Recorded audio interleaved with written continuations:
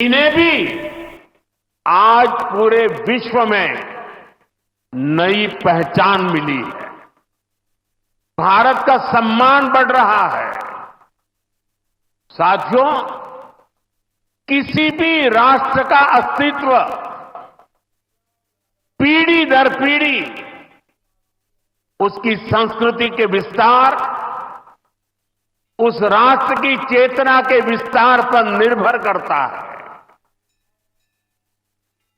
हम अपने देश का इतिहास देखें तो सैकड़ों वर्षों की गुलामी, इतने आक्रमण,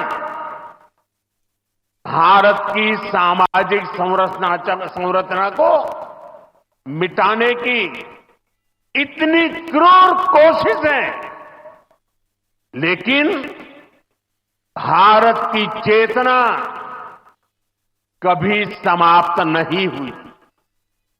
उसकी लौ जलती रही। ये कैसे हुआ? क्योंकि कठिन से कठिन दौर में भी भारत में इस चेतना को जागरूक रखने वाले नए नए सामाजिक आंदोलन होते रहे। भक्ति आंदोलन उसका ये उदाहरण जिससे हम सब भली भांति परिचित हैं। मध्यकाल के उस कठिन कालखंड में हमारे संतों ने भक्ति के विचारों से हमारी राष्ट्रीय चेतना को नई ऊर्जा दी। गुरु नानक देव, कबीरदास, तुलसीदास, सूरदास, हमारे यहां महाराष्ट्र में संत तुकाराम, संत एकनाथ, संत नामदेव, संत ज्ञानेश्वर, ऐसे कितने ही संतों ने हमारी इस राष्ट्रीय चेतना में अपने मौलिक विचारों से प्राण फूंके। इन आंदोलनों ने भेदभाव के फंदों को तोड़कर समाज को एकता के सूत्र में जोड़ा। इसी तरह स्वामी विवेकानंद जैसे महान संत भी हुए। उन्होंने निराशा में डूब रहे समाज को झकझोरा, उसे उसके स्वरूप की याद दिलाई, उसमें आत्मविश्वास का संचार किया और हमारी राष्ट्रीय चेतना को बुझने नहीं दिया। गुलामी के आखिरी दशकों में डॉक्टर साहब और गुरुजी जैसे महान व्यक्तित्वों ने इसे नई ऊर्जा देने का काम किया। आज हम देखते हैं राष्ट्रीय चेतना के संरक्षण और संवर्धन के लिए जो विचार भी 100 साल पहले बोला गया, वो महान वटवृक्ष के रूप में आज दुनिया के सामने है। सिद्धांत और आदर्श इस वटवृक्ष को ऊंचाई देते हैं। लाखों करोड़ों स्वयंसेवक इसकी टहनी, ये कोई साधारण वटवृक्ष नहीं। राष्ट्रीय स्वयंसेवक संघ भारत की अमर संस्कृति का आधुनिक अक्षय वट है। ये अक्षय वट आज भारतीय संस्कृति को, हमारे राष्ट्र की चेतना को निरंतर ऊर्जावान बना रहा है। साथियों, आज जब हम माधव नेत्रालय के नए परिसर का काम शुरू कर रहे हैं तो दृष्टि की बात स्वाभाविक है। हमारे जीवन में दृष्टि ही हमें दिशा देती है। इसलिए वेदों में भी कामना की गई है, पश्चिम शरदः शतम, अर्थात हम 100 वर्ष तक देखें। ये दृष्टि आंखों की यानी बाह्य दृष्टि भी होनी चाहिए और अंतः दृष्टि भी होनी चाहिए। जब अंतः दृष्टि की बात करते हैं तो विदर्भ के महान संत श्री गुलाबराव महाराज जी का स्मरण भी होना स्वाभाविक है। उन्हें प्रज्ञाचक्षु कहा जाता था। बहुत कम आयु में ही उनको आंखों से दिखाई देना बंद हो गया था, लेकिन फिर भी उन्होंने अनेकों पुस्तकें लिखी थी।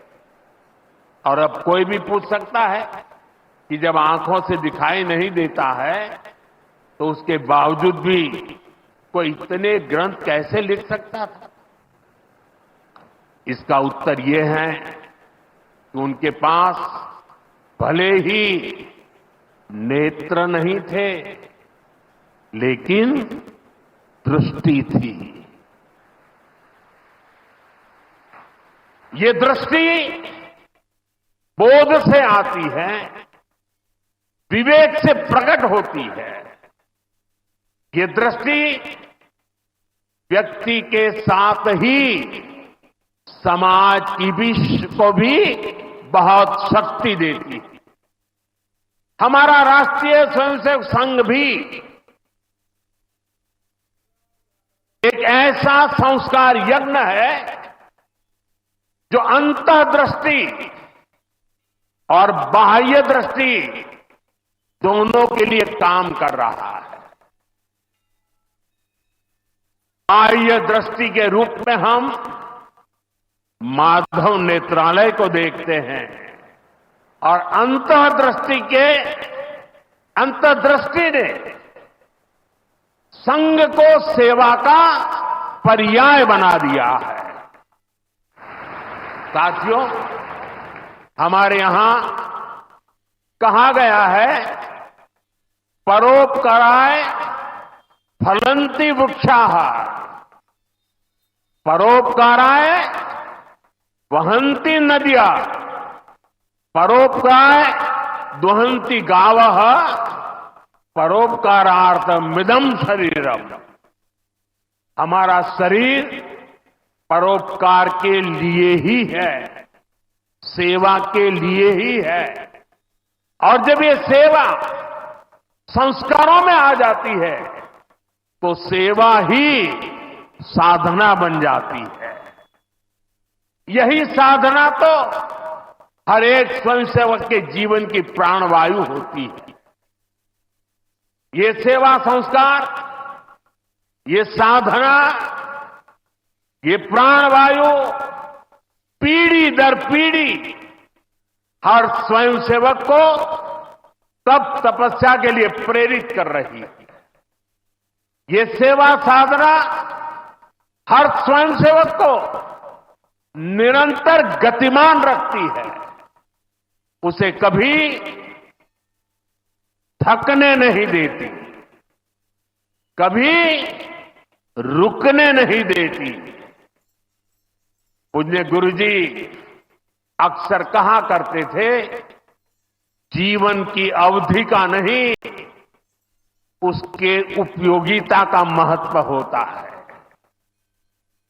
हम देव से देश और राम से राष्ट्र के जीवन मंत्र लेकर के चले हैं, अपना कर्तव्य निभाते चलते हैं। और इसलिए हम देखते हैं, बड़ा छोटा कैसा भी काम हो, कोई भी कार्य क्षेत्र हो, सीमावर्ती गांव हो, पहाड़ी क्षेत्र हो, वन क्षेत्र हो, संघ के स्वयंसेवक निस्वार्थ भाव से कार्य करते रहते हैं।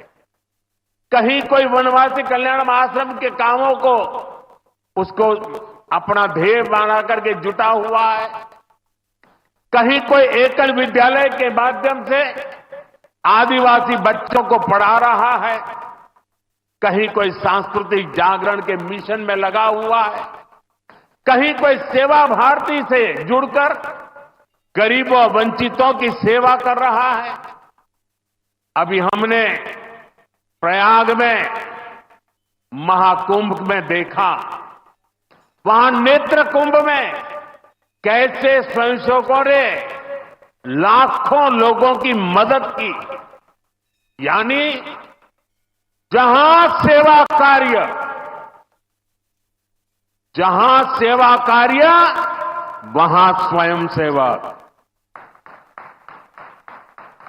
कहीं कोई आपदा आ जाए, बाढ़ की तबाही हो या भूकंप की विभीषिका हो, स्वयंसेवक एक अनुशासित सिपाही की तरह तुरंत मौके पर पहुंचते हैं। कोई अपनी परेशानी नहीं देखता, अपनी पीड़ा नहीं देखता, बस सेवा भावना से हम काम में जुट जाते हैं। हमारे तो हृदय में बसा है, सेवा है अग्निगुण समीधा सम हम चले, देह महासागर में सरित रूप हम मिले। साथियों, एक बार एक इंटरव्यू में परमपूज्य गुरु जी से पूछा गया कि वो संघ को सर्वव्यापी क्यों कहते हैं। गुरु जी का उत्तर बहुत ही प्रेरणादायी था। उन्होंने संघ की तुलना प्रकाश से की थी, उजाले से की थी। उन्होंने कहा कि प्रकाश सर्वव्यापी होता है, वो खुद ही अकेले सारे कार्य भले न करे, लेकिन अंधेरे को दूर करके वो दूसरों को कार्य करने का रास्ता दिखा देता है। गुरुजी की ये सीख हमारे लिए जीवन मंत्र है।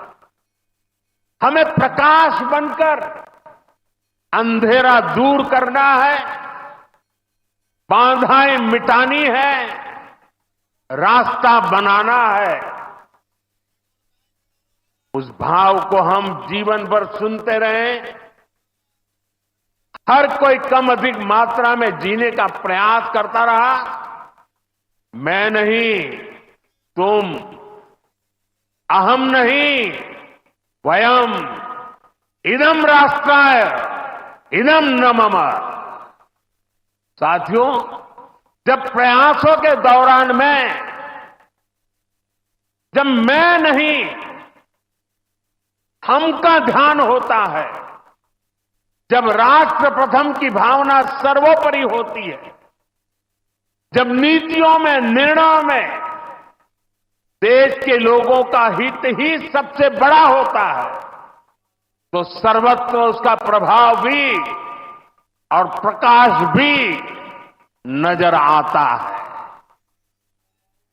विकसित भारत के लिए सबसे जरूरी है कि हम उन बेड़ियों को तोड़े जिनमें देश उलझा हुआ था।